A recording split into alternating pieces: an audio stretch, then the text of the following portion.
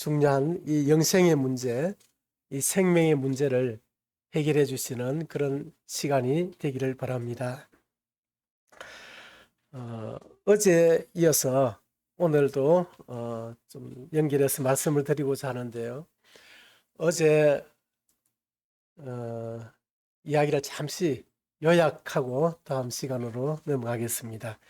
이 하나님께서 이 세상에 모든 만물을 만드실 때 특별히 인간을 하나님의 형상과 모양대로 이렇게 지었다고 말씀을 드렸습니다.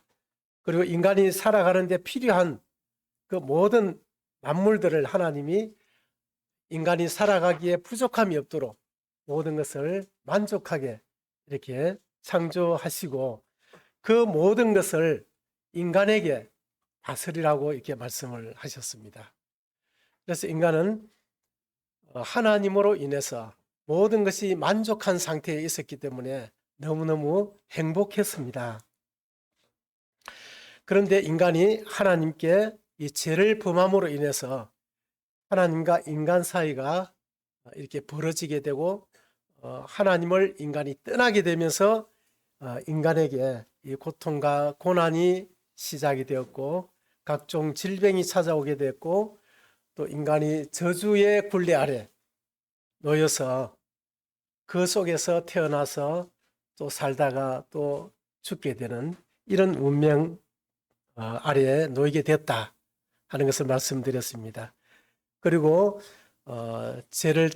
죄의 결과로 하나님을 떠난 인간에게 정신적인 이런 또 질병이 찾아오게 되고 죽음이 찾아오고 죽음 이후에 이 형벌이 찾아오는 이런 이제 문제를 안고 살아가게 되었다고 말씀을 드렸습니다.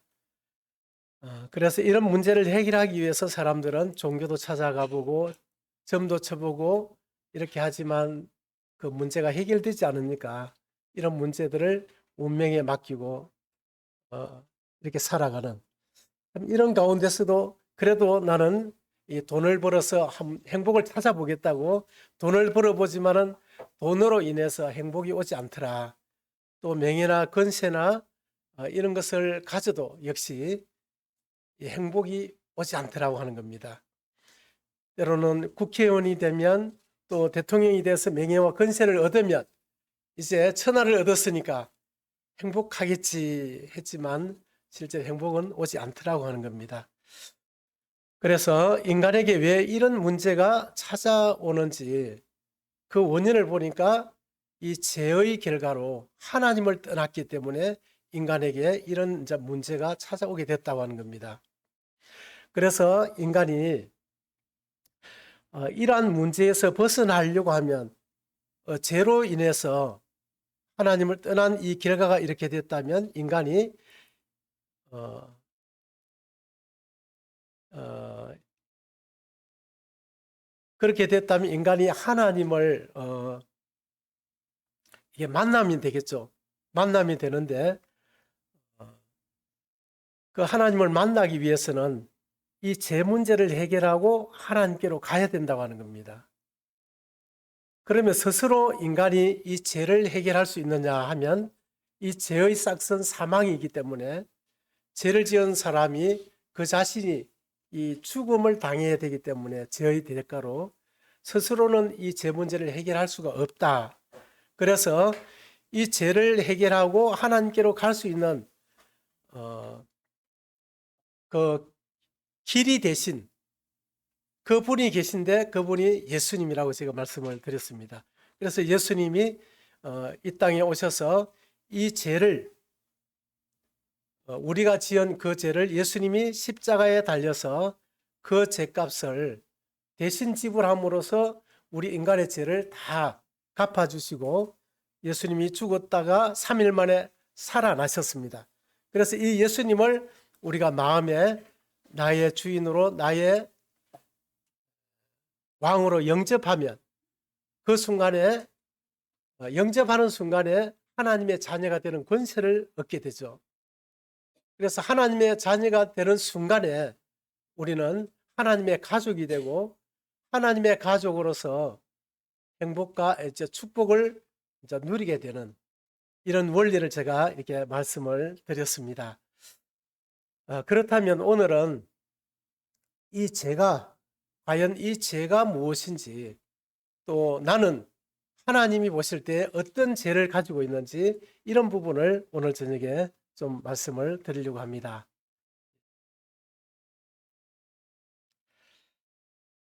예. 왜 내가 죄인인가 하는 것을 오늘 저녁에 좀 말씀을 통해서 살펴보려고 하는데요. 사람들은 생각할 때 나의 기준으로 죄를 이렇게 생각합니다. 그런데 이 성경은 사람의 기준에서 말하는 죄가 아니고 하나님이 말씀하시는 죄가 무엇인지를 이렇게 성경은 말해주고 있거든요. 우리가 이 땅에 태어나서 이런 저주의 굴레 아래서 이렇게 살아가는 것도 하나님께 지은 죄 때문에 이렇게 된 것인데, 하나님이 무엇을 죄라고 하는지 이런 부분을 한번 살펴보도록 하겠습니다. 먼저 인류는 하나님으로부터 얻었던 그 올바른 정보를 잃어버리고 왜곡된 그 정보를 가지고 지금까지 이렇게 살아가고 있다 하는 것을 먼저 말씀을 드리겠습니다. 에너지 연력학 제2법칙에 보면 정보 연력학이 있는데, 이 정보는 전달이 될수록 변질이 된다 하는 것입니다. 에너지 연력학 2법칙은 여러분이 잘 아시는 대로 시간이 지나면 이렇게 질서를 갖추고 있던 것이 이렇게 무질서로 변한다. 그렇게 새 것이 시간이 지나면 헛 것으로 이렇게 변화되더라고 하는 겁니다. 자동차도 처음에는 샀을 때는 반짝반짝 빛이 나고 새 건데 1년, 2년 막 이렇게 지나면 이제 헛 것이 되죠. 그런 것처럼 모든 것은 처음에는 깨끗했는데 시간이 지나면서 자꾸 이렇게 낡아져 가더라고 하는 겁니다. 그런 것처럼 이 정보도 초기에 하나님께서 우리 인간에게 주신 진리가 있었는데, 그 진리가 시간이 지나면서 전달되면서 그 진리가 변질이 되었다고 하는 겁니다. 그래서 지금 여러분이 알고 계신 것, 또 제가 알고 있는 이런 많은 이런 정보들, 나름대로 진리라고 생각하는 것들이 올바른 것도 있지만은 많은 부분이 왜곡된, 변질된 그런 정보를 가지고 있다고 하는 거죠. 그래서 이 죄라는 것도 내가 알고 있는 죄, 또 하나님께서 우리 인간에게 죄라고 규정해 주신 이런 것이 굉장히 차이가 있다고 하는 거죠. 자, 여기 보면 우리가 학교에 다닐 때 기속말로 줄 서가지고 키에다가 로댕 이렇게 했는데, 저 마지막에 간 사람을 발표를 딱 시키면 뭐라고 합니까? 예, 뭐라고 하죠? 오뎅이라고. 예, 그게 뭐 10분, 20분 걸린 것도 아니죠. 예, 그 기속말로 이렇게 쭉 연결시켰는데 한 10명만 지나가는데 뭐 한 1분 정도밖에 안 걸리는데, 그 1분 뒤에 마지막에 발표하는 사람들의 그 얘기가 처음에 정부하고 다르더라고 하는 겁니다. 그렇다면 하나님께서 초기에 우리에게 주신 이 진리가, 지금 인류의 역사를 성경은 약 6,000년으로 이렇게 계산을 합니다. 아담이 태어났을 때 그때부터 지금까지 인류가 지금까지 온 것을 이렇게 쭉 계산을 해보면 어느 정도 계산이 나오는데 약 6,000년 정도, 구약 4,000년, 신약 2,000년, 약 6,000년 정도 지났는데, 그러면 그동안 아담과 하와에게 하나님께서 주셨던 그 정보들이 6,000년이 지나면서 얼마나 많이 변질됐겠습니까? 예, 그런 것을 생각하면서 한번 들어보도록 하겠습니다. 그래서 올바른 정보를 얻기 위해서는 성경으로 돌아가야 한다. 이 성경은 하나님께서 초기 우리 인간에게 주신 올바른 그 진리, 정보들이 이 성경 속에 기록이 되어 있는데, 이 기록은 수천 년이 지나도 기록은 변하지 않잖아, 그죠? 기록이 혹시 변합니까? 기록은 아무리 지나도 안 변합니다. 그런데 우리의 기억이라든지 우리가 본 것은 1년, 2년, 10년만 지나면 그냥 엄청나게 변해요, 그냥. 희미해져 버리고 그렇죠. 그래서 하나님께서 저는 그런 생각을 했습니다. 하나님께서 하나님을 딱 보여주면 그냥 우리가 믿을 낀데 이 하나님을 보여주는 것보다 이 성경을 기록하셨어요. 성경에다 하나님 말씀을 기록하셨거든요. 하나님 직접 우리에게 귀에 딱 들려주시고 그 들려준 그 말씀을 막 이렇게 전달하게 해주시면 훨씬 더 믿기가 좋을 것 같은데 하나님이 그렇게 하지 않고 이 성경에 기록해 주셨어요. 그래서 저는 이것이 좀 불만이었거든요. 성경보다 보이는 것을 해줬으면 더 좋았을 텐데 이렇게 생각했는데 제가 이렇게 살아보니까 본 것은 시간이 지나면 그냥 기억이 정말 이렇게 믿을 수 없는 그 정도로 기억이 가물가물해지더라고요. 그렇죠. 예. 자, 그러면 이 사람에 대한 하나님께서 우리 아담과 하와에게 첫 사람에게 주신 그 초기의 정보가 어떻게 되어 있는지 한번 보겠습니다. 이 창세기인데 세상을 기록한 세상을 창조한 기록이다 이런 뜻입니다. 창세기 2장 7절 8절 여호와 하나님이 흙으로 사람을 지으시고 여기 엄청난 정보가 들어있죠. 사람이 처음에 어떻게 만들어졌을까요? 예, 여기 보니까 흙으로 우리의 몸을 만들었다 이렇게 말하고 있습니다. 흙으로 사람을 지으시고 생기를 그 코에 불어넣으시니 예, 흙으로 사람을 지으시고 이렇게 흙으로 사람을 지으시고 그 다음에 생기를 예, 생기를 그 코에 불어넣으시니 사람이 생명이 된지라 이렇게 살아 움직이는 하나님께서 우리 몸을 흙으로 만드시고 그 속에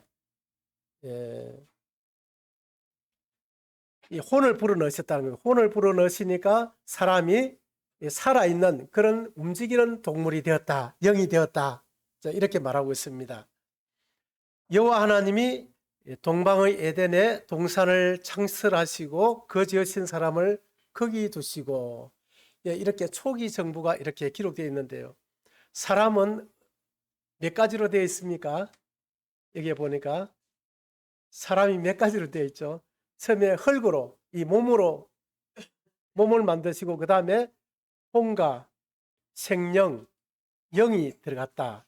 그러니까 사람은 몸과 혼과 영이 이 세 가지가 이렇게 세 가지로 몸이 사람이 구성이 되어 있다 이렇게 볼 수가 있습니다. 그래서 사람을 또 이렇게 몸과 혼으로 이렇게 몸과 영혼으로 이렇게 구분을 하기도 하거든. 두 가지를 이제 구분을 하는데 사람이 이렇게 몸 속에 그러니까 혼과 영이 들어가 있다 이렇게 보시면 되겠습니다. 그래서 사람이 세상을 떠났다 했을 때 이 몸 안에 있던 이 영혼이 몸 밖으로 빠져나갔다 이렇게 이제 이해를 하시면 좋겠습니다. 이 초기 이제 정보를 하나님이 이렇게 기록해 놓으셨어요. 자, 그리고 욥기 19장 26절에는 이렇게 기록되어 있습니다. 내 가죽이 벗김을 당한 뒤에도 내가 육체 밖에서 하나님을 보리라. 여기서 사람이 우리가 태어나서 한번 세상을 떠나게 되는데 죽었다 이렇게 할 때에 돌아가셨다고 할 때에 어떻게 지금까지 알고 계셨습니까? 혹시 사람이 태어나서 사람이 돌아가시면 그 사람을 이제 화장을 해서 그 무덤에 갖다가 이제 이게 넣잖아요. 넣는데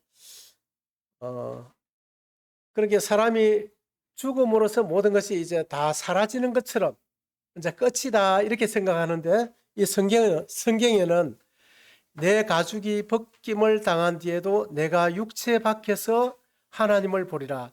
그렇게 자기 육체 밖에서 하나님을 만난다고 이렇게 말하고 있습니다. 그것은 다시 말해서 우리 몸과 영혼이 분리된다 하는 것을 말해주고 있어요. 그래서 죽음으로써 모든 것이 끝나지 않는다 하는 것을 성경은 말해주고 있습니다. 그러면 이 죽음에 대한 이 올바른 정보를 또 성경은 여러 군데 이렇게 말해주고 있는데요. 또 한번 보겠습니다. 히브리서 9장 27절에 한 번 죽는 것은 사람에게 정하신 것이요 그 후에는 심판이 있으리니. 예, 사람이 만약에 죽어서 모든 것이 끝나버린다면 죽어서 심판을 받을 일이 없겠죠. 예, 심판이 있다고 얘기하는 것은 우리 육체만 있는 것이 아니라 육체는 우리 이 땅에 흙으로 돌아가죠. 흙의 무덤에 이렇게 돌아가는데 이 무덤에 돌아가는 이것이 끝이라면 심판이 있을 수가 없죠. 그렇다면 심판이 있다는 것은 어떤 의미일까요? 우리 몸속에 있던 그 영혼이 우리 몸을 밖으로 빠져나가서 영혼이 저 세상으로 가서 하나님의 심판을 받는다 이런 뜻입니다. 전설의 고향이라든지 이런 TV를 이렇게 보면 사람이 죽는 순간에 그 몸에서 또 다른 내가 이게 쑥 이렇게 빠져나오는 걸 갖다 보여주잖아요, 그죠? 이런 것이 아마 이 성경에서 그런 힌트를 받은 것 같아요. 이 몸속에 있던 영혼이 그냥 이 정수리로부터 이렇게 쫙 빠져나온다는 겁니다. 빠져나와서 그 영혼이 자기가 죽어 있는 모습을 이렇게 본다는 겁니다. 보고 가족들이 막 슬퍼서 울고 하는 그런 모습을 다 보고 있다가 죽음의 저승사자에게 붙들려 가지고 끌려간다고 하는 겁니다.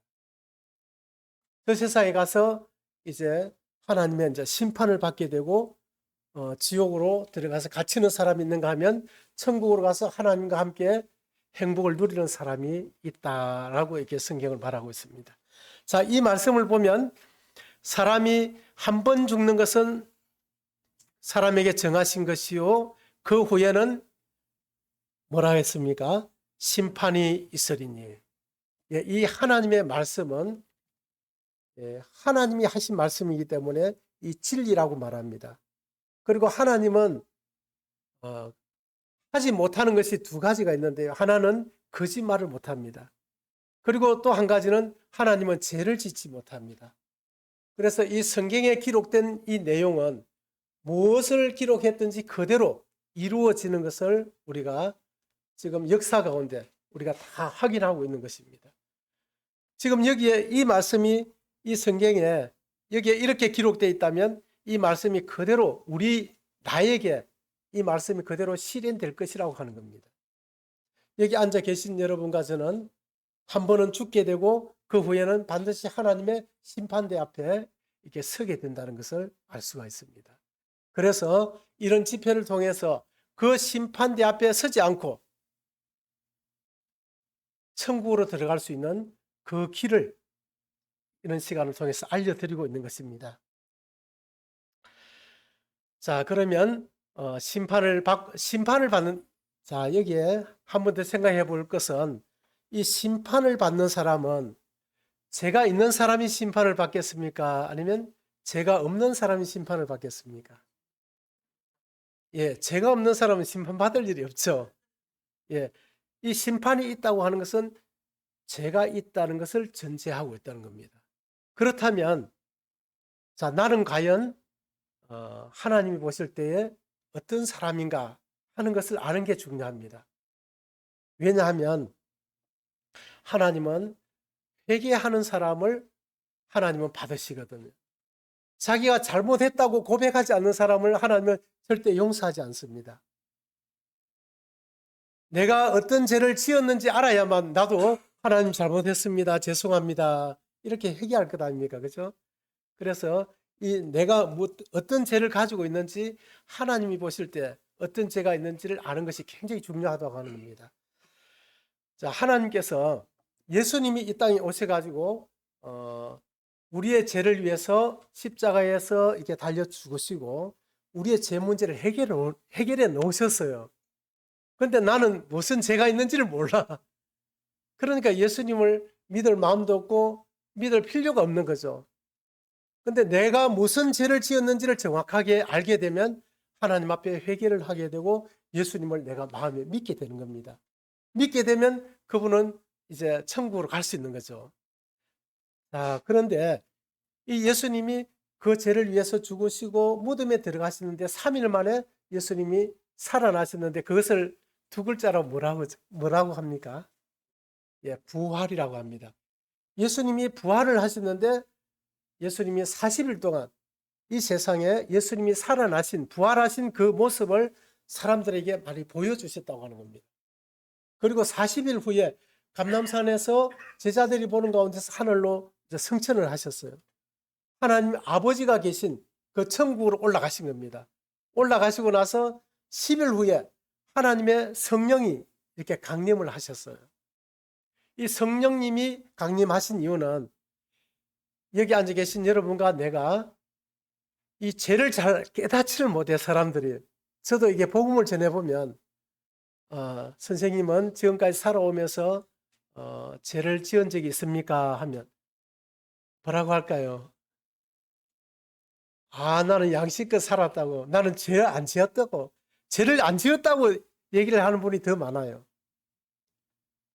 정말 하나님이 내가 볼 때는 죄를 안 짓고 살 수가 있거든요. 진짜. 정말 감옥에 간 일도 없고 경찰서 잡혀간 일도 없고 남한테 그렇게 뭐 그냥 나쁜 짓도 안 하고 이렇게 살았기 때문에 나는 선하게 살았다고 생각할 수가 있는데, 그런데 하나님이 나를 보실 때도 그런가? 이게 중요하거든요.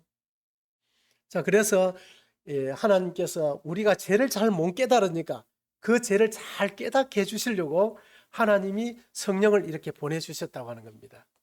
이 자리에도 지금 성령 하나님이 우리를 돕고 계시는 겁니다. 이 말씀을 들을 때 그렇구나. 내가 진짜 나는 선하게 살았다고 생각했는데 정말 내가 이렇게 큰 죄인일 줄 몰랐네.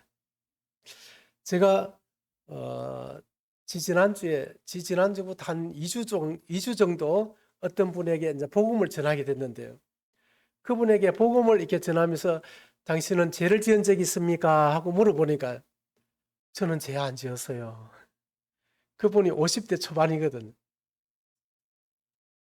그러면서 나는 진짜 의롭게 양심껏 진짜 살았다고 막 너무 자부를 해가지고 이 죄인인 걸 알아야 이게 예수님을 믿을 낀데 죄가 없다니까 이게 참 복음을 전하는데 너무 난처하더라고요. 이분은 너무 진짜 내가 봐도 양심껏 진짜 선하게 살았어요. 그러니까 죄를 지은 적이 없는 겁니다. 그런데 이 성령께서 이게 책망을 이제 하셨어요. 하나하나 책망을 하니까 나중에 이게 이 하나님 말씀을 통해서 이런 죄는 하는데 이분이 십계명을 통해서 죄를 하나하나 하나님 보시는 죄가 무엇인지를 알고 나더니 이제는 얼굴을 갖다 잘 못 드는 겁니다. 계속 얼굴을 숙이면서 저는 큰 죄인입니다. 큰 죄인입니다. 이렇게 하면서 그냥 정말 그 마음이 하나님 앞에 진짜 하나님 정말 저를 불쌍히 여겨주십시오. 이런 회개가 일어나는 겁니다. 그러니까 그분이 어떻게 됐겠습니까? 이제 구원을 받게 됐거든요. 여기 앉아 계신 여러분 한 분 한 분도 오늘 저녁 이 시간에 이 하나님의 성령께서 여러분의 마음을 도우실 겁니다. 그래서 나는 압니다. 절대 내가 넘어가는가 봐. 이렇게 하시면 자기만 손해죠. 마음의 문을 열고 정말 객관적으로 오늘 진짜 하나님이 나를 보실 때 어떤 죄가 있다고 말씀하시는지 내가 한번 들어보겠다. 그런 객관적인 마음을 가지고 딱 들어보시면 성령님이 도우실 것입니다. 자, 여기 보니까 성령께서 책망하시는 죄가 여기 나옵니다. 그가 와서 죄에 대하여, 의에 대하여, 심판에 대하여 세상을 책망하시리라. 책망한다 했는데 이 책망은 야단치는 것이 아니라 죄를 깨닫도록 이게 도와주신다, 이런 의미입니다. 이 죄가 무엇이냐? 죄에 대하여라면 그들이 나를 믿지 아니하며. 여러분, 죄가 뭐라고 지금까지 생각하셨습니까? 나쁜 짓 하는 것 죄라고 생각하셨죠? 거짓말하고 나쁜 짓 하고 뭐 그냥 싸우고 남의 물건 훔치고, 물론 그것도 죄거든요. 그런데 하나님께서 이 성령님이 오셔서 이것이 죄야 하고 얘기한 것이 이 9절에 이렇게 나와 있습니다. 같이 한번 읽어보실랍니까? 시작. 죄에 대하여라 하면 그들이 나를 믿지 않아. 하나님은 이것을 죄라고 말씀하셨다고 하는 겁니다. 이게 죄가 무엇이냐? 그들이 나를 믿지 아니하는 것이 죄다. 이 말이 무슨 말일까요? 예. 이 죄는 영어로 보면 단수로 기록된 단수로 한 가지 죄를 말하고 있어요. 하나님께서 회개하라고 하는 한 가지 죄가 무엇이냐? 나를 믿지 않는가? 이 나는 누구냐면 예수님을 말하고 있습니다. 예수님. 예수님을 믿지 않는 것이 죄다. 그럼 예수님을 어떻게 믿지 않는 것이 죄냐?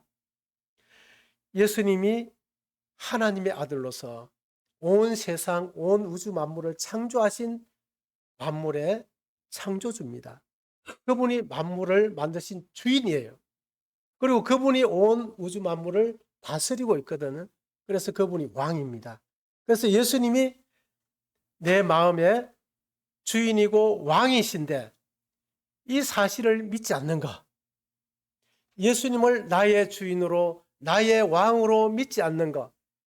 이것이 죄라고 하는 거예요. 그냥. 자, 여기 앉아 계신 분은 예수님을 나의 주인으로 나의 왕으로 믿고 계십니까? 아니면 내가 이 자리에 앉아 내가 주인으로 내가 왕이 돼서 내 뜻대로 살고 계십니까? 한번 자신을 한번 돌아보십시오. 하나님의 뜻을 구하면서 하나님의 뜻에 순종하면서 살아오셨습니까? 아니면 내 생각대로 내 뜻대로 내가 하고 싶은 대로 내가 원하는 대로 내가 주인이 되어서 살았습니까? 잘 생각해 보십시오. 하나님의 성령께서 이 죄를 지금 우리에게 말씀하시는 것입니다. 정말 심각한 것입니다.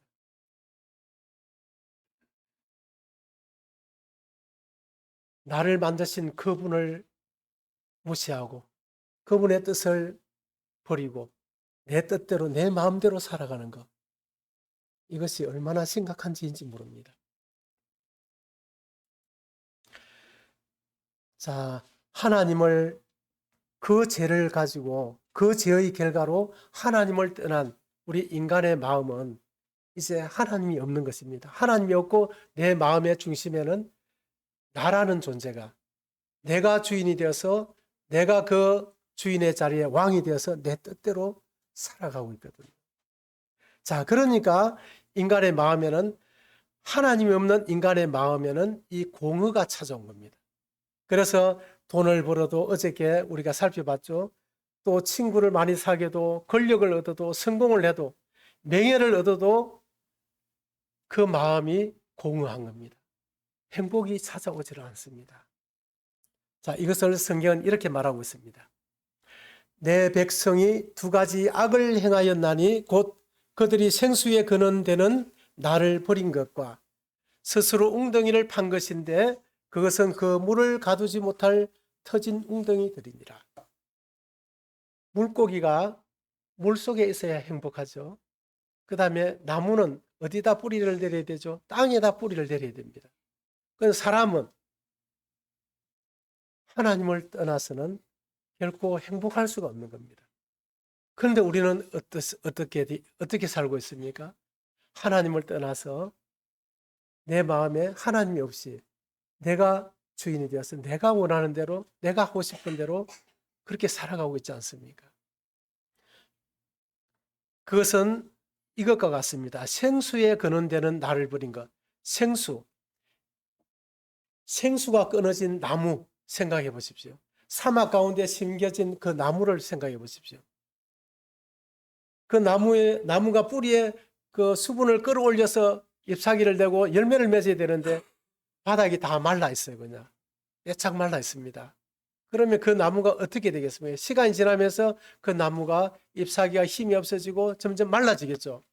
그런 것처럼 이 생수는 바로 하나님입니다. 하나님.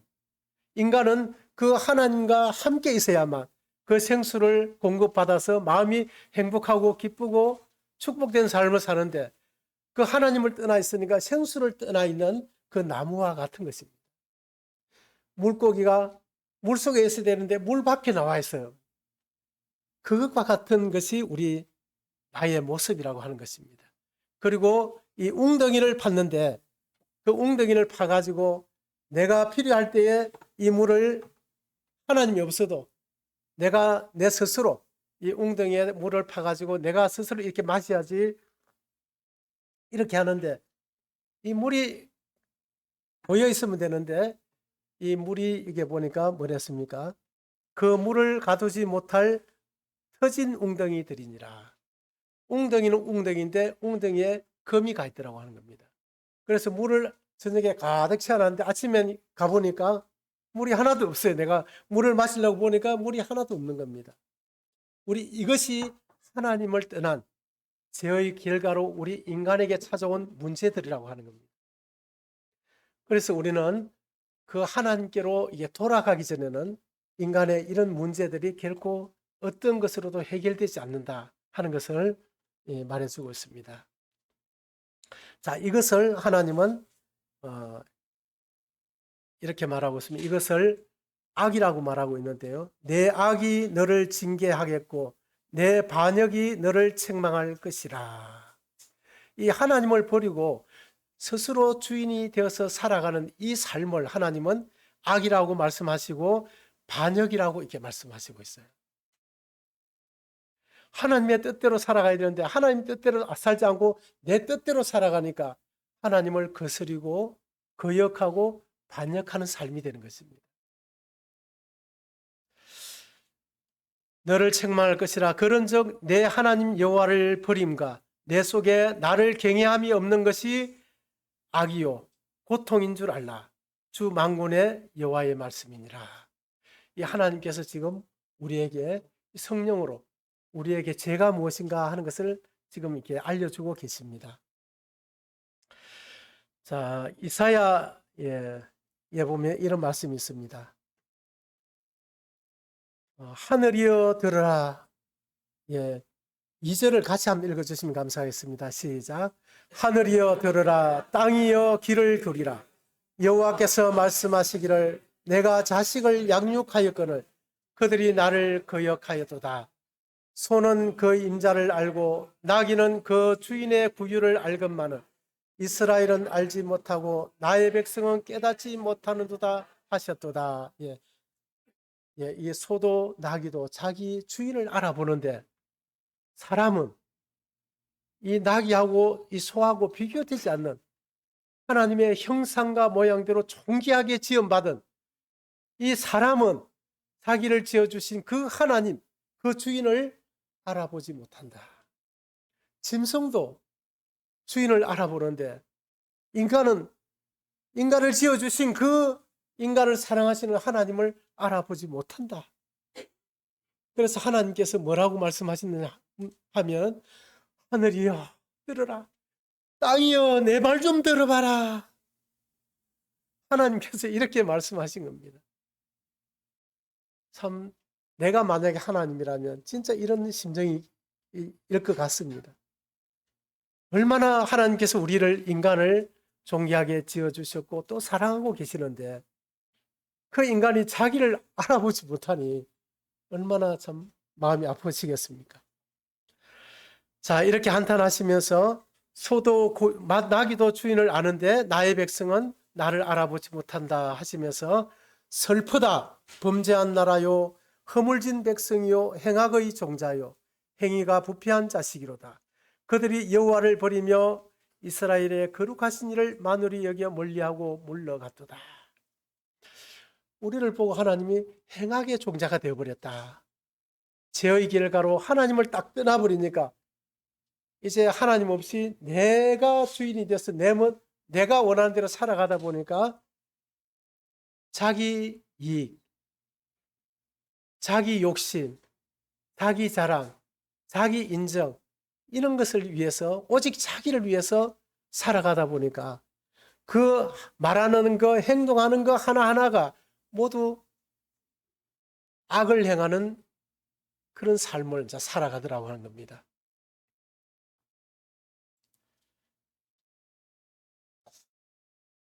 한번 같이 좀 읽어주시면 감사하겠습니다. 시작. 죄의 본질은 하나님을 떠나 내 뜻대로 살아가는 것이다. 예, 이 제가 어떻게 해서 이 세상에 들어오게 됐는지 어저께 잠시 이렇게 말씀을 드렸는데 오늘 또 새로 오신 분들이 또 많이 계셔서 한번 조금 반복을 하겠습니다. 이 하나님께서 이 아담과 하와를 만드시고 에덴 동산에 모든 것을 다 만족하게 다 지어 주셨어요. 그리고 이것을 모든 것을 누리게 하셨는데 단 한 가지, 선악을 알게 하는 나무의 열매는 먹지 말라. 내가 먹는 날에는 반드시 죽으리라. 이렇게 말씀을 하셨습니다. 자, 왜 이렇게 말씀을 하셨을까요? 이 선악과는 먹지 말라. 이것은 먹으면 안 된다. 먹으면 너희들이 반드시 죽는다라고 이 말씀을 하셨는데 그 이유가 있습니다. 이 선악과는 하나님이 너의 주인이고 왕이다. 그리고 너는 하나님의 종이고 백성이다라는 것을 가르쳐주는 나무였습니다. 그래서 너희가 너희의 위치를 알고 하나님을 너희의 주인으로 인정하고 너희들이 피조물이라는 사실을 항상 기억하고 사는 동안 너희들은 행복이 보장된다는 것입니다. 그런데 이 인간이 하나님의 위치로 이 주인의 자리로 올라가는 순간 타락이 일어나는 것이고 불행이 시작이 되는 것이거든. 그래서 하나님께서 이 선악과를 딱 심어놓고는 인간이 그런 죄를 범하지 못하도록 하나님께서 그것을 막아주시기 위해서 이 선악과를 하나님이 만들어 놓으셨다고 하는 겁니다.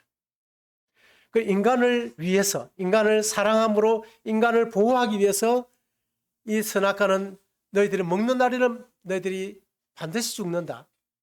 그래서 너희의 하나님은 오직 하나님 한 분밖에 없다 하는 것을 이들에게 계속 가르쳐 주기 위해서 이렇게 만드셨어요. 그런데 여기에 뱀이 보입니까? 이 뱀이 찾아왔습니다. 이 하와에게 찾아와서 이 스스로가 아니라 뱀 속에 이 사탄이 들어간 겁니다. 사탄이 들어가서 이렇게 말했습니다. 너희가 그것을 먹는 날에는 너희 눈이 밝아져 하나님과 같이 되어 선악을 알 줄 하나님이 아심이라. 이 말이 무슨 말입니까? 너희들이 저 선악과를 먹게 되면 너희 눈이 밝아져서 네가 하나님과 같이 된다. 하나님 같이 된다. 그리고 선악을 네가 스스로 결정해서 네가 주인으로 살아갈 수 있다. 그러니까 더 많은 자유 가운데서 더 행복하게 살아갈 수 있다 하고 이제 속인 겁니다.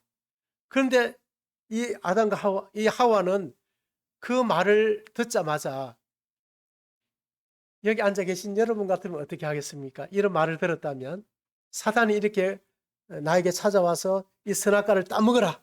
하나님 먹지 말라 했는데 따먹어라 했다면 여러분은 어떻게 하겠습니까? 사탄아 물러가라. 아이고 잘 하나님께서 아주 기뻐하셨겠습니다. 근데 정상적인 사람이라면 정상적인 이 미혹을 받지 않았다면 안 돼. 나는 하나님의 사랑을 배신할 수가 없어. 하나님 나를 얼마나 사랑하시고 나를 위해서 얼마나 많은 은혜를 베풀고 계시고 하시는데 나는 절대 하나님을 배신할 수가 없어. 그리고 나는 하나님이 아니야. 나는 하나님이 만드신 피조물이야. 내가 어떻게 하나님이 돼? 그것은 저주받는 일이야. 하고 딱 거절해야 되는 거죠. 그런데 이 하와는 거절하지 않고 오히려 이것이 더 마음을 끌었습니다. 하나님과 같이 되어 하나님이 된다. 그리고 선악을 네가 알 줄 아심이라 이렇게 했는데 네가 바로 하나님이 되고 네가 주인이 되어서 네 뜻대로 살게 된다 하는 것을 말했어요.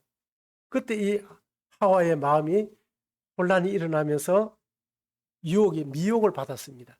그리고는 여자가 그 나무를 딱 쳐다보니까 그 얘기를 듣고 나서 딱 보니까 단순한 이 과일이 그렇게 먹음직스러운 건 아니에요. 이게 과일뿐만 아니라 사단이 유혹한 그 말이 그 내용이 그 마음을 그렇게 끌었다고 하는 겁니다. 본즉 먹음직도 하고 보암직도 하고 지혜롭게 할 만큼 탐스럽기도 한 나무인지라. 그 여자가 그 열매를 따먹고 여기 보니까 탐스럽기도 한 나무인지라. 그 나무가 그렇게 탐스럽다 하는 것입니다. 그 열매를 따먹고 자기와 함께 있는 남편에게도 주며 그도 먹은지라.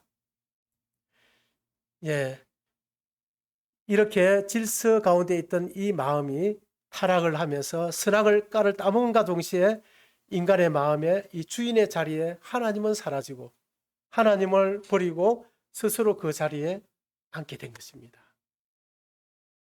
자, 이것을 호세아 6장 7절에는 반역이라고 말하고 있어요. 그래서 하나님께서는 이 아담과 하와를 사랑하시지만은 이 어마어마한 죄를 범한 이들을 그 에덴 동산에 그대로 둘 수가 없어서 그들을 즉시 추방을 한 것입니다. 에덴 동산에 쫓아냈어요.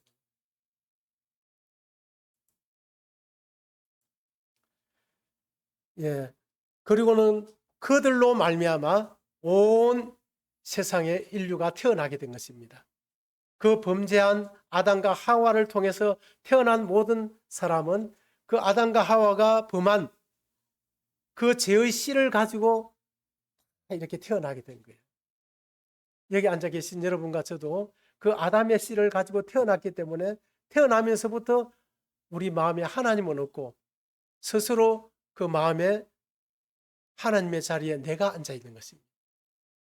그렇기 때문에 어린 아이들도 다 자기 중심적으로 자기가 주인이 되고 왕이 돼서 자기 뜻대로 다 하려고 하지 않습니까? 자, 그런데 하나님께서 이것을 우리가 잘 모르니까 이 율법을 통해서 우리가 얼마나 큰 죄인인가 하는 것을 우리에게 이제 이 성령으로 알려주시는데요. 이 율법은 우리의 내면을 볼 수 있는 거울입니다.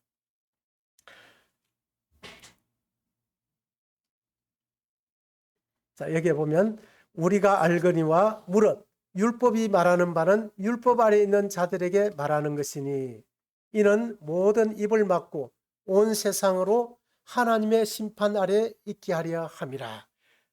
그러므로 율법의 행위로 그의 앞에 의롭다 하심을 얻을 육체가 없나니 율법으로는 죄를 깨달음이니라.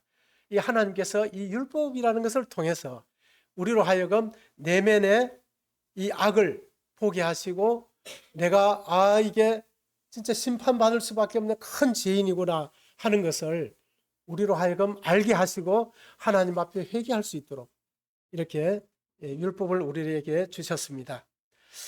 자, 여기 보니까 이게 뭐 같습니까? 개구리죠.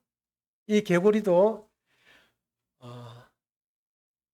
개구리 중에 초등학교 책에 보면 청개구리 얘기 나오죠. 청개구리 얘기 잘 아시죠? 예. 청개구리가 이게 자기 엄마 말을 너무 안 듣는 겁니다. 산으로 가라고 하면 바다라고 하고 바다라고 하라고 하면 산으로 가고 항상 거꾸로 하는 게 그냥 하라고 하면 안 하고 하지 말라고 하면 또 하고 하도 그리 사서 나중에 엄마가 이제 진짜 그 생이 다 돼가지고 이제 죽게 됐어요. 그래서 이 청개구리 아들을 생각해 보니까 항상 거꾸로 하니까 나를 산에 묻어달라면 이게 분명히 바닷가에 내가에 묻을 거니까 그 내가에 묻어달라면 저 산에 갖다 묻어주겠지 하고 이제 얘야 내가 이제 죽을 때가 다 됐는데 내가 죽으면 저 내가에 좀 묻어다오 하고 얘기를 했어요. 묻어다오 했는데 청개구리 어떻게 했을까요? 어디다 묻었을까요? 저는 그 청개구리 얘기를 가만히 생각해 보니까 그 청개구리가 바로 나더라고요. 저희 이제 저희 아버지 얘기해서 좀 그런데 저희 아버님이 이제 잘할 때 굉장히 그냥 뭐 활발하게 말썽 부리겠다는 거예요, 그냥. 하여튼 뭐 그냥 굉장히 그냥 그 외형적으로 이렇게 사시는가 봐요. 근데 저희 아버지 형제간이 11남매인데 저희 할아버지가 그냥 인상을 조금만 펴고 있으면 막 집이 난장판이 되니까 항상 무섭게가 있었다는 거예요. 그죠? 왜냐하면 무섭게 해야 애들이 좀 살살 말을 들으니까.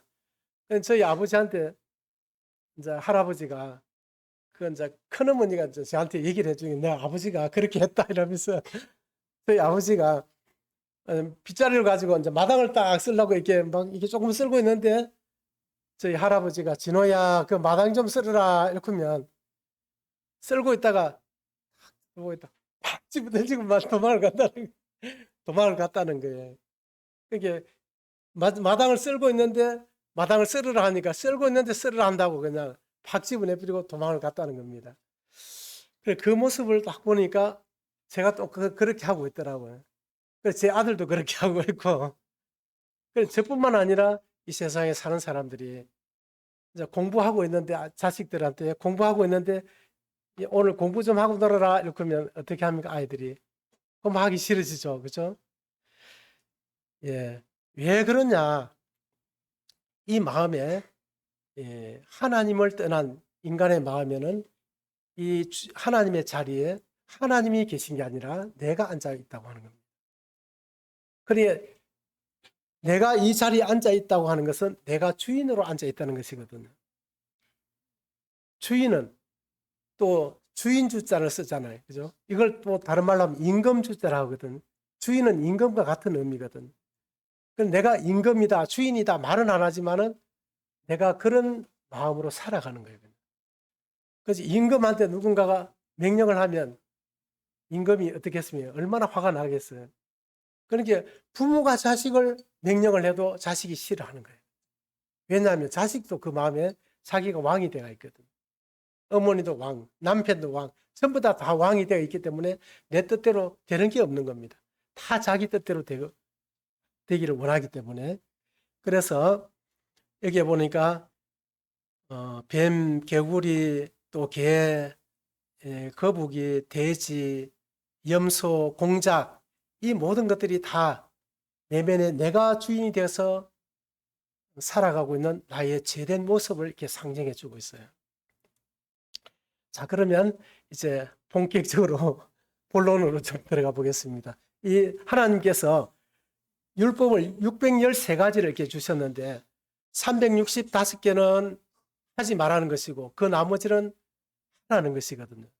그럼 613가지를 다 지킬 수 있는 사람이 있을까요? 그게 뭔지도 다 잘 모르는 겁니다. 근데 이것을 갖다가 10개를 팍 이제 압축을 시키면 이것을 10계명이라고 이제 하는데 하나님께서 이 613가지를 다 가지고 네가 제대로 지켰나 한번 보자 이렇게 하는 것이 아니라 10가지를 딱 줄여가지고 이걸 가지고 한번 테스트 해보라는 겁니다. 자, 출애굽기 20장에 보면 이게 10계명에 대해서 이렇게 나와 있는데요. 하나씩 한번 살펴보겠습니다. 그 중에 1계명은 너는 나 외에는 다른 신들을 내게 두지 말라 이렇게 말씀하셨어요. 나 외에 하나님 외에 다른 신을 두지 말라 이렇게 말씀하셨습니다. 여러분 이 말씀을 지금 지켰습니까? 하나님만이 온 세상을 창조하신 참 신입니다. 그래서 하나님만이 예배의 대상이라고 하는 겁니다. 예수께서 이르시되 내 마음을 다하고 목숨을 다하고 뜻을 다하여 주 너의 하나님을 사랑하라 하셨으니 하나님 외에 우리가 다른 것에 다른 신을 이렇게 섬긴다면 그것은 죄가 되는 것입니다.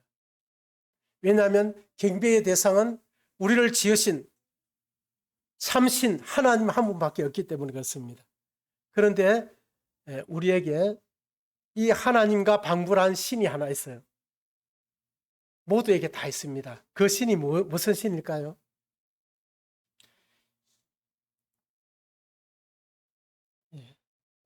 이 신을 섬기지 않는 사람이 있습니까?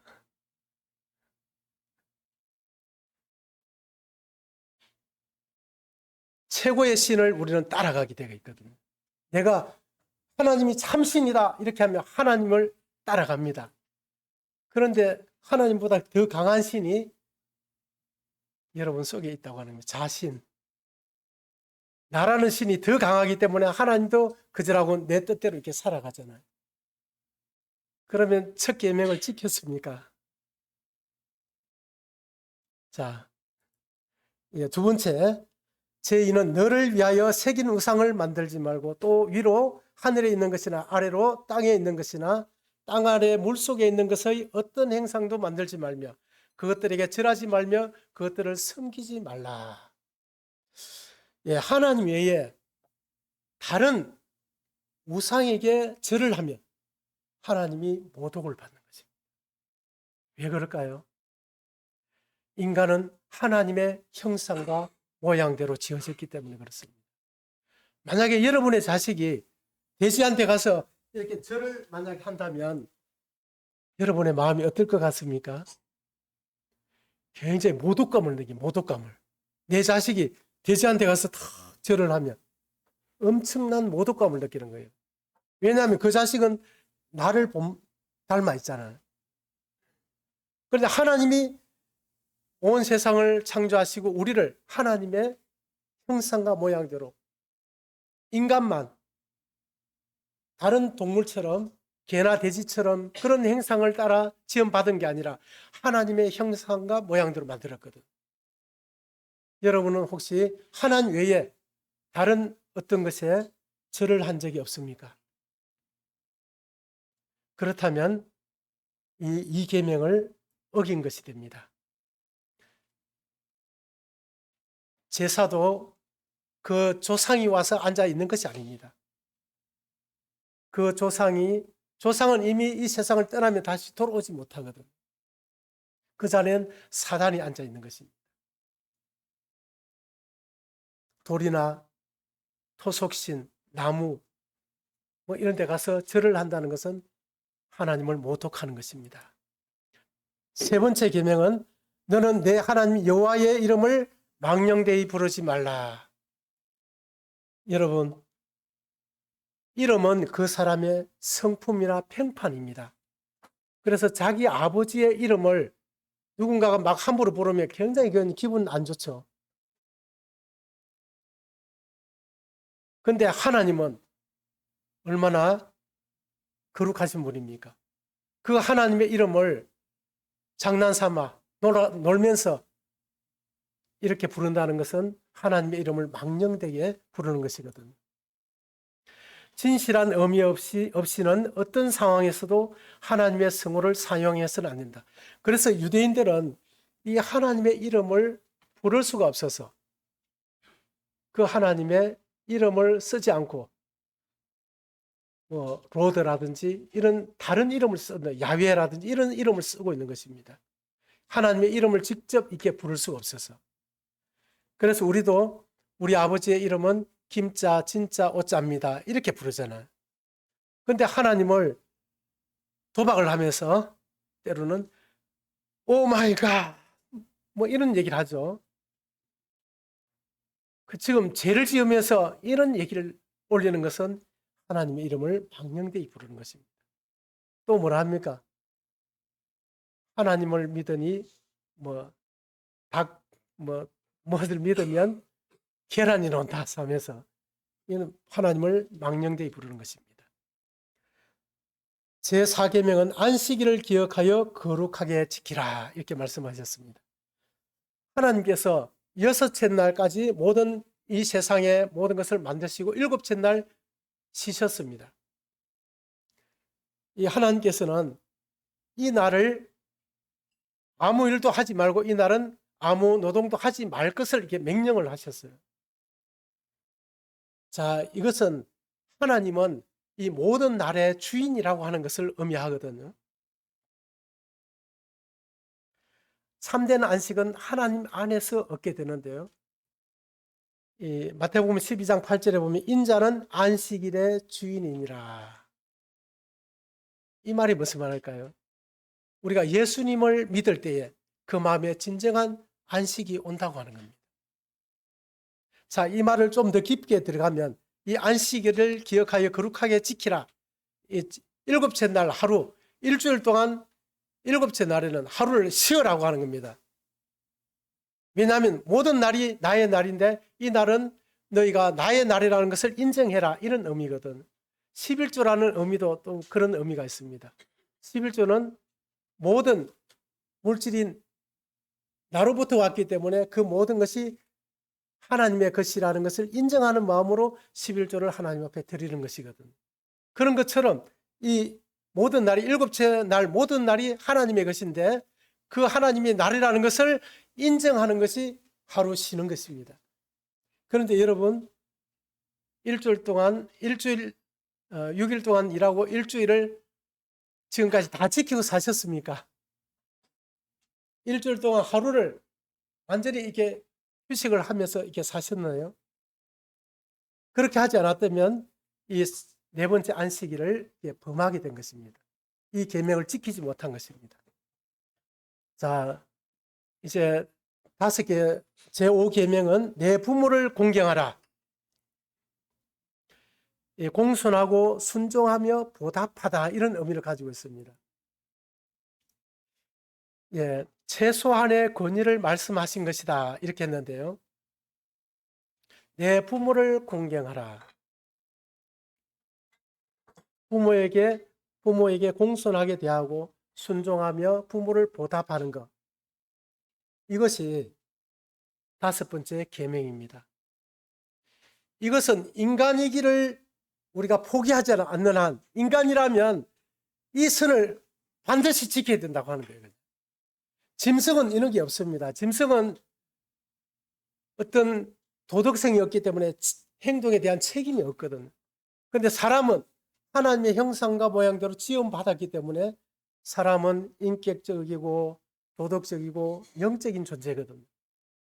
그래서 사람이라면 이 선을 반드시 지켜야 된다고 하는 거예요. 부모를 공경하는 이 선을 무너뜨리면 안 된다고 하는 겁니다. 여러분, 부모님에게 공손하고 순종하고 항상 순종하고 보답하는 그런 삶을 살고 계십니까? 마음에 나는 불효자다 이런 마음이 없습니까? 그렇다면 나는 5계명을 또 범한 것입니다. 자, 6계명은 살인하지 말라. 여러분, 이 살인은 하나님의 형상을 훼손하고 한 영혼의 운명을 파괴하는 끔찍한 일이거든요. 이것은 있어서는 안 될 일이죠. 그래서 이 살인하지 말라 하나님 말씀하셨습니다. 이 계명을 여러분 다 지키고 계십니까? 다 지켰습니까? 아마 행동을 하는 것은 아마 지켰을 거라고 저는 생각이 들어집니다. 자, 그런데 한번 보십시오. 이 성경에는 이 살인이 3가지가 나옵니다. 4가지가 나오는데 하나는 직접 사람을 실제로 죽인 것. 그 다음에 이제 마음으로 죽인 것을 말하고 있어요. 마음으로. 속에서 곧 사람의 마음에서 나오는 것은 악한 생각, 곧 음란과 도둑질과 살인과. 속에서 마음에서 나오는 것이 악한 생각, 음란, 도둑질, 살인, 이 마음에서 행해지는 것을 하나님은 살인과 같은 죄로 보신다고 하는 거예요. 동일한 살인으로 보신다고 하는 거죠. 때로는 내가 저 인간 정말 가다가 차에 받쳐 죽으면 좋겠다. 이런 마음이 드는 사람이 있을 수가 있죠. 저는 진짜 군대 그 쫄병 때에 고참들에게 괴롭힘을 당하면서 모포를 탁 이게 들로 덮어 쓰고 지침 그 명령이 떨어지면 모포를 딱 머리에 이제 뒤집어 쓰고는 제가 되게 악하게 보입니까? 제가 굉장히 악한 사람이거든요. 모포를 들고 쓰고는 이제 마음속으로 고참들 한 명씩 괴롭히는 고참들을 제가 막 총을 가지고 막 이렇게 쏴주겠어요. 그냥 밤마다. 그리고 막 그냥 제가 할 수 있는 한 괴롭혔어요. 그냥 밟고 차고 막 그냥 때리고 막 그렇게 했거든요. 속으로. 저는 그것이 죄라고 생각한 적이 없어요. 그런데 이 성경을 보면서 하나님, 제가 이 세상에 가장 큰 살인자입니다 하고 제가 고백을 하게 됐어요. 진짜 그 마음이 들었습니다. 제가 얼마나 많은 사람을 죽였는지 몰라요. 마음으로. 그래서 내가 진짜 살인자라는 것을 하나님 앞에 고백할 수밖에 없었습니다. 여러분 그런 적이 없습니까? 또 미워하는 것. 그 형제를 미워하는 자마다 살인하는 자니. 이 살인이 어디서부터 시작이 됩니까? 미워하는 마음이 계속 잠재되고 또 생각나고 하다 보면 행동으로 옮겨지는 거잖아요. 그래서 하나님은 이 미워하는 것을 살인의 시작으로 보는 겁니다. 여러분 살아오면서 미워하는 사람 어떤가요? 어디를 가도, 학교에 가도, 직장에 가도, 어디를 가도 나를 괴롭히는 사람이 한 사람씩 꼭 나타나게 되어 있더라고요. 그 사람 미워했다면, 하루에 한 번 미워했다면 1년 같으면 365일이죠. 365번 미워했으면 365명을 죽인 겁니다. 하나님이 보시는 바로 제가 그렇다고 하는 겁니다. 자, 또 있습니다. 시편 139편 13절에 보면 주께서 내 장부를 지으시며 나의 모태에서 나를 만드셨나이다. 아기가 뱃속에 잉태되는 순간 그 아이가 시작이 되는 겁니다. 한 생명이 시작이 되는 것이거든.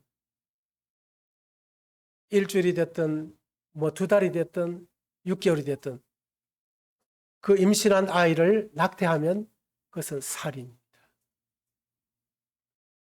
여러분, 이유야 어찌 됐든 살인은 끔찍한 것이죠. 살인은 인간이 지을 수 있는 죄 중에 가장 큰 죄입니다.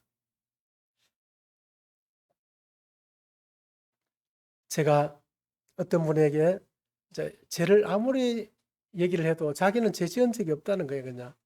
그런데 혹시 낙태를 하신 경험이 있습니까? 하니까 있다는 거예요. 그래서 이 말씀을 보여줬는데 이분이 그냥 가슴이 찔려가지고 그것이 살인인 줄을 자기 몰랐다. 나는 이걸 살인인 줄을 몰랐습니다. 이혼을 할 수밖에 없는 그런 어떤 상황이 되니까 이 아이를 낳을 수가 없잖아요.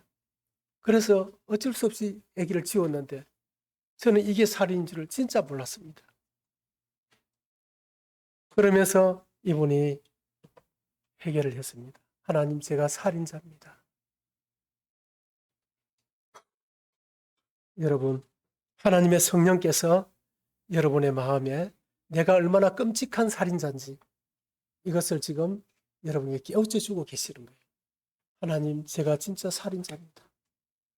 정말 제가 이 사람들 앞에 지금 드러난다면 내가 이 앞에 서 있을 수가 없습니다. 하나님, 저는 지옥에 가야 마땅한 그런 죄인입니다. 저를 불쌍히 여겨 주십시오. 이런 마음을 하나님은 원하시는 것이거든.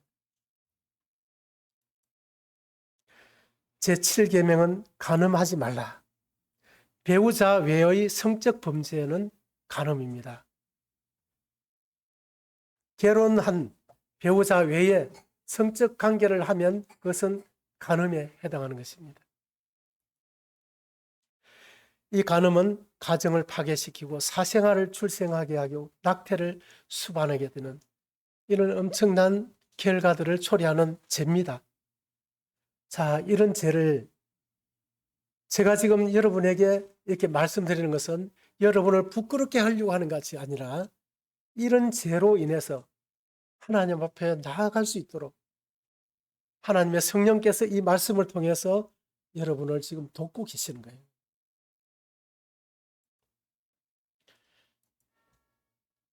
나는 너희에게 이르노니 음욕을 품고 여자를 보는 자마다 마음에 이미 간음하였느니라. 이것은 마음의 간음도 역시 동일한 간음으로 하나님 보신다고 하는 겁니다. 남자가 여자를 음란한 마음으로 바라보고 생각했을 때 간음을 한 것입니다. 또 여자가 남자를 보고 음란한 이 마음을 가질 때에 살인, 간음입니다. 야동을 보고 또 마음에 이런 원함대로 이렇게 즐기는 것은 간음입니다.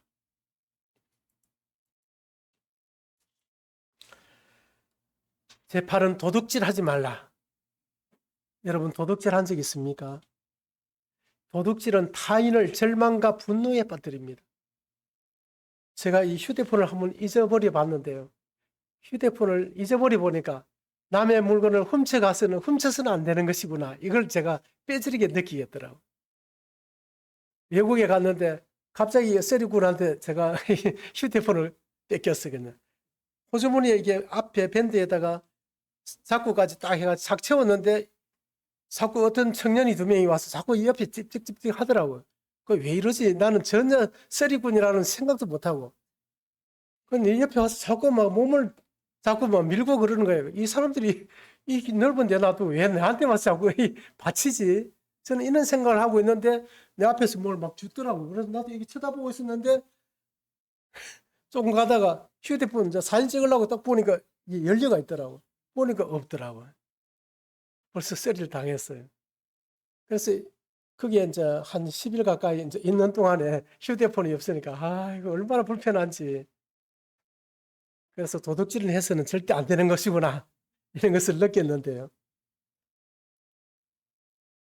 예, 도둑질이라는 것은 큰 것도 있지만 작은 것도 다 도둑질입니다. 학교에서, 사회에서, 직장에서의 그 물건 있잖아요. 자기 사무실에 쓰던 볼펜, 뭐 칼, 뭐 지우개, 자기 집에 가져와서 쓰는 거, 다 도둑질입니다. 옛날에 어떤 직장에는 신발 회사에 그 가방에 신발을 몰래 훔쳐가서 넣어다가 막 걸리고 그런 그 이제 이야기들이 많이 있었거든요. 그게 다 도둑질이죠. 예, 또 시간도 도둑질입니다. 시간. 회사에 갔으면 근무 시간을 열심히 충실하게 일을 해줘야 되는데 어디 가서 낮잠 잔다든지 아니면 자기 혼자 무슨 뭐 책을 본다든지 다 도둑질입니다. 자, 9번째는 내 이웃에게 대하여 거짓 증거하지 말라. 거짓말하는 거. 거짓말하는 모든 자들은 불과 유황으로 타는 못에 던져지리니. 여러분, 하나님을 우리가 떠났습니다. 죄의 결과로 하나님을 떠나 있어요, 그냥. 그러니까 내 속에 하나님은 없고 내가 주인이 되어서 오직 나의 이익과 관련된 것은 내가 행동을 합니다, 그냥. 죄가 되든지 뭐 아무 상관없어요. 그냥 나에게 손해가 되는 건 안 해요, 그냥. 내한테 이익이 되면 뭐 죄라도 그냥 달려듭니다. 이렇게 지금까지 우리가 살아가고 있다는 겁니다. 이 거짓말은 새빨간 거짓말도 있지만은 그냥 이 말에다가 부풀리는 거 있죠. 부풀리는 것도 거짓말이고 또 큰 것을 작게 또 축소시켜서 말하는 것도 다 거짓말입니다. 이것이 다 거짓말이거든요. 자, 마지막 계명입니다. 내 이웃의 집을 탐내지 말라. 내 이웃의 집을 탐내지 말라. 이 탐심은 아무도 모르게 마음에서 은밀하게 진행되는 죄이기 때문에 더 사람들에게 발각은 안 됩니다. 그렇지만 하나님은 그 마음을 다 보고 계시거든. 남의 아내를 탐내는 거, 남의 남편을 탐내는 거, 남의 집에 보석을 탐내는 거, 차를 탐내는 거, 집을 탐내는 거, 모든 것이 다 이 탐심에 속합니다. 돈을, 쾌락을, 명예욕, 자기의. 자, 여러분 10가지를 우리가 살펴봤는데요. 613가지는 살펴볼 필요도 없이 10가지만 딱 추려서 살펴봤는데 여러분 이 10계명을 이렇게 살펴봤습니다. 위의 것은 하나님께 대한 것이고 아래 6가지는 사람 사이에 이 죄를 말해주고 있는데요. 여러분 이 10가지 중에 여러분 몇 가지나 지키셨습니까? 들어보니까 몇 가지나 지키고 살고 계십니까? 만약에 단 한 가지라도 그 계명 중에 어긴 것이 있다면 그 사람은 죄인입니다. 결코 지옥에서 벗어날 수가 없는 그런 무서운 죄인이라고 하는 거예요. 하나님은 이 계명을 통해서 내가 얼마나 큰 죄인인가 하는 것을 여러분에게 알려주셨습니다. 내가 이 10가지를 다 지켰다면 예수님 안 믿어도 됩니다. 그런데 한 가지라도 범했다면 나는 하나님 앞에 큰 죄인이라고 하는 겁니다. 내 뜻대로 살아온 비참한 죄의 결과들은 이렇습니다. 내가 이 하나님을 버리고 이 주인 자리에 앉아서 내 뜻대로 살아온 결과 수고하고 목마른 그런 인생을 이제 우리가 살아가고 있고, 죄악의 길로 달려가고 있고, 하나님의 진노를 쌓는 거역의 길로, 또 마귀의 종이 되어서 마귀에게 지배를 당하고 있고, 심판과 멸망의 지옥길로 가고 있는 것입니다. 그래서 이 죄의 결과는 바로 이 지옥이 기다리고 있는데요. 이 죽음이라는 것이 또 기약되는 것이 아니라고 하는 겁니다. 언제 어느 순간에 내가 죽음이 닥쳐올지 아무도 모르는 거죠. 예, 이 지옥은 정말 끔찍스러운 것입니다. 한번 들어가면 다시 나오지 못하는 것. 영원히 형벌받는 형벌의 장소입니다. 이 죄의 삭은 사망입니다. 우리가 죄를 많이 지어서 지옥에 가고, 적게 지은 사람은 지옥에 안 가는 게 아닙니다. 한 가지 죄만 있어도 지옥에 간다고 하는 겁니다. 그 제일 큰 죄가 하나님을 버리고 내가 이 하나님의 자리에 앉아서 내 뜻대로 살아가는, 예수님을 믿지 않는 죄, 예수님을 나의 주인으로 나의 왕으로 믿지 않고 내가 그 자리에 앉아서 살아가는 게 가장 큰 죄라고 하는 겁니다. 세상적인 죽음은 이 세상에서 호흡이 멈추는 것입니다. 그러나 성경에서 말하는 죽음은 이 사망입니다. 사망. 죽을 사이에 망할 망자. 죽어서 망하는. 죽음으로 끝나는 것이 아니라 죽음으로 지옥으로 끌려가는, 그것을 이 성경은 이게 죽음이라고 말하고 있어요. 이 하나님께서 여러분을 정말 사랑하시기 때문에 이런 자리를 통해서 여러분들이 구원받을 수 있는, 여러분이 회개하고 하나님 앞으로 돌아올 수 있는 이러한 기회를 드리고 있습니다. 이 세상은 사탄이 왕으로 다스리고 있습니다. 그래서 우리의 마음에 하나님이 없기 때문에 머리끝부터 발끝까지 온통 죄악으로 가득 차 있습니다. 이 하나님께서는 이 하나님의 나라의 왕으로서 사랑으로 다스리는 그런 나라입니다. 이곳으로 이 사탄의 권세 아래에 있는 우리를 하나님은 이 죄를 해결하고 이곳으로 이렇게 옮기는, 구원하시는 그런 작업을 지금 하고 계시는데요. 이것을 거절하는 사람에게는 이 불타는 지옥이 기다리고 있다고 하는 겁니다. 요한복음 3장 3절에 보면 예수께서 대답하여 이르시되 진실로 진실로 너희에게 이르노니, 이 진실로 진실로 이렇게 두 번 반복했다는 것은 그만큼 중요성을 강조하는 것이거든요.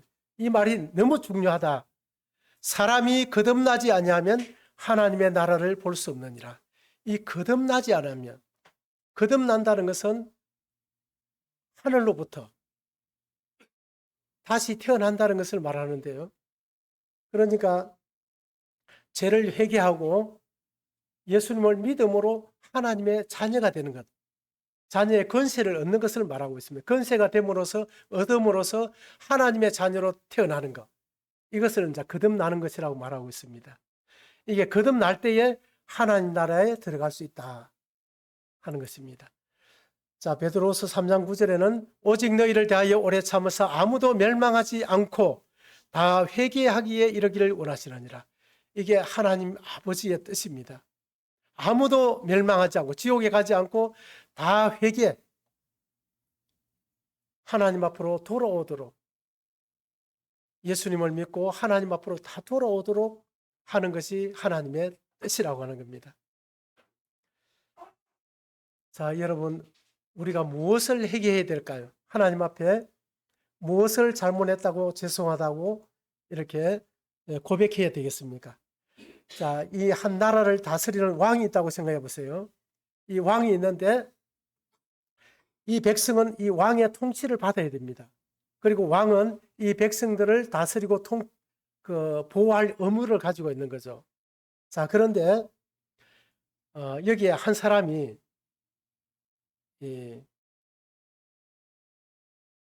그런데 이 백성들을 보니까 다 뭔가 이게 특징이 있죠. 이 가슴에 다 이렇게 병이 들어 있습니다. 이 모든 이 백성들이 이 참 왕이신 예수님을 이렇게 받아들이지 않는 그런 우리의 모습을 이렇게 사실 그려놨거든요. 그래서 이게 영적으로 병이 들어있는 것입니다. 그런데 여기에 보니까 한 사람을 대표적으로 이제 이게 말씀을 드려보겠습니다. 이 사람이 굉장히 그냥 선한 일을 한다는 소문이 이제 자자해가지고 이 왕에게 그 이야기가 전달이 됐습니다. 그래서 왕은 이 사람을 알아보고 이게 표창을 주려고 이 사람이 어떻게 살고 있는지를 알아봤습니다. 알아보니까 어려움을 당한 이웃을 도와주고 있는 겁니다. 그리고 이 사람은 아픈 사람을 병원으로 데려가 치료도 시켜주고 가난한 사람들에게 양식을 나눠주는 겁니다. 자기 나라에 이렇게 기특한 백성이 있다는 것이 얼마나 왕으로서 가슴 뿌듯하고 기쁘겠습니까? 그래서 참 너무나 감격한 일이네 하고 있는데, 그런데 왕이여, 이 사람은 심각한 문제가 있습니다. 그게 뭔가? 이 사람은 왕의 통치를 받지 않습니다. 그리고 왕을 왕으로 인정하지 않습니다. 그리고 자기 뜻대로 행동하고 있습니다. 자, 이 이야기를 들으니까 이 왕의 마음이 어떻게 되겠습니까? 왕을 상을 주려고 하던 마음이 싹 돌변해서 이 사람은 심각한 문제가 있구만. 여러분, 이 사람을 상을 줘야 되겠습니까? 어떻게 해야 되겠습니까? 이 사람은 사실은 상을 줘야 될 사람에게 반역자입니다. 그 왕을 왕으로 이 왕의 왕국에 살면서 왕을 왕으로 인정을 하잖아요. 왕의 통치를 받지도 않아요. 자기 마음대로 살아요. 바로 나를 지금 말하고 있습니다. 여기 앉아 계신 여러분과 제가 그렇게 살고 있다는 겁니다. 하나님 보실 때에. 그러니까 이 사람이 만약에 하나님의 이 왕의 용서를 받기 위해서는 무엇을 잘못했다고 해야 되겠습니까? 유대인과 헬라인들에게 하나님께 대한 회개와 우리 주 예수 그리스도께 대한 믿음을 정언한 것이라. 이 유대인, 헬라인 모든 인류에게 하나님께 대한 회개. 이 사람이 이 왕의 용서를 받기 위해서는 무엇을 잘못했다고 그 얘기를 해야 될까요?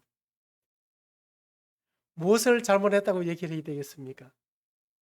무슨 잘못을 얘기를 해야 될까요? 하나님은 우리를 사랑하시고 우리를 초대하시지만은 회개하는 사람을 하나님은 받아주시거든요. 회개하지 않는 사람은 하나님 받아줄 수가 없습니다. 자, 이렇게 회개하라. 회개하라고 하는 말 속에는 용서가 전제되어 있다고 합니다. 아이들을 막 징계하면서 빨리 잘못했다 해. 잘못했지. 빨리 잘못했다 해 하면서 이렇게 때리잖아요. 그 때리는 부모는 아이를 그만 때리고 싶은 겁니다. 그래서 엄마 내 잘못했어요. 그러면 끝나는 거예요, 그냥.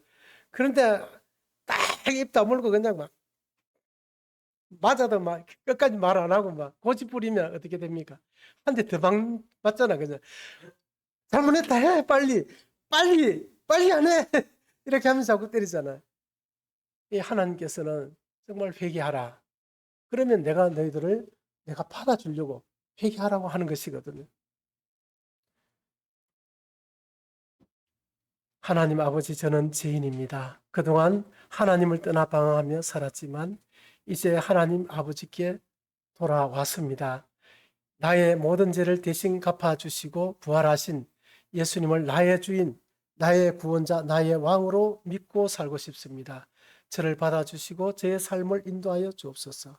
주 예수 그리스도의 이름으로 기도합니다. 자, 아까 반역했던 그 백성이 왕의 용서를 받고 그 나라의 백성이 되기 위해서는 그 사람이 왕을 왕으로 인정하지 않았죠. 왕의 통치를 받지 않았죠. 그 다음에 자기 뜻대로 행동했죠. 이 세 가지를 회개해야 된다고 하는 겁니다.